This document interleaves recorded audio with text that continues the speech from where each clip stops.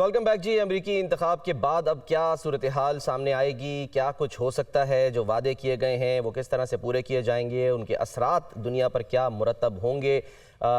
بڑا چیلنج کیا ہوگا ڈونلڈ ٹرمپ کے لیے جب وہ صدارتی عہدہ سنبھال لیں گے؟ اس تمام تر صورتحال پہ بات کریں گے۔ ہمیں جوائن کر رہے ہیں آغا صالح صاحب، جو کہ خود بھی ڈیموکریٹ ہیں، دانشور ہیں، اور ہمیں سینئر تجزیہ کار جناب ڈاکٹر حسن عسکری رضوی صاحب نے بھی جوائن کیا ہے، اور اس کے علاوہ بین الاقوامی اور دفاعی امور کے ماہر ہیں ڈاکٹر قمر چیمہ، وہ بھی ہمارے ساتھ موجود ہے۔ قمر چیمہ صاحب، فرمائیے گا یہ جو وکٹری ہوئی ہے یہ معمولی وکٹری تو نہیں ہے، کیونکہ ہم یہ دیکھ رہے ہیں کہ ایک ساتھ ان کو ہاؤس آف ریپرزینٹیٹیو میں اور اس کے علاوہ سینٹ میں بھی برتری حاصل ہو گئی ہے ریپبلکنز کو۔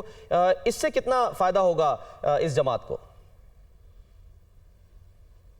بہت شکریہ سلمان صاحب۔ دیکھیں، پہلی بات تو یہ ہے کہ ایک اتنی بڑی تعداد میں جو کانفیڈنس ملا ہے امریکن عوام کی طرف سے، تو یہ ڈونلڈ ٹرمپ جو ہے یہ ان کے لیے بڑا ایک امپورٹنٹ ہے کہ وہ جو فیصلے کر سکتے ہیں وہ سمجھتے ہیں کہ وہ ایک طاقتور صدر ہیں۔ دوسری بات یہ ہے کہ پچھلے 4 سالوں میں یہ بڑا امپورٹنٹ فیکٹر ہے کہ ابھی ڈیموکریٹس کی حکومت آئی تھی تو تقریباً 72% امریکنز یہ کہہ رہے تھے کہ جو ملک کی ڈائریکشن ہے وہ ٹھیک نہیں ہے۔ سو اس کا مطلب یہ ہے، اور اپروول ریٹنگز بھی جو بائیڈن کی بڑی کم تھی، سو سارے کا سارا جو وہ ایک بیگیج تھا بائیڈن کا وہ کیملا ہیرس کے حصے میں پڑ گیا۔ تو مجھے یہ لگتا ہے اس کی وجہ سے ٹرمپ صاحب جو ہیں وہ مزید طاقت سے فیصلے کریں گے، مضبوط ہو کر فیصلے کریں گے، وہ فورن پالیسی ہو، وہ ڈومیسٹک کا ایشوز ہوں، جو چیلنجز ہیں ان کو مزید طاقت سے ایڈریس کرنے کی کوشش کریں گے۔ اور ابھی میرا نہیں خیال کہ ان کے پاس کمپلیٹ شاید ابھی جیسے جیسے نمبر ہمارے پاس کلیئر آ رہے ہیں کہ وہ دونوں ہاؤسز میں ان کے پاس کتنے نمبر ہیں اور کیا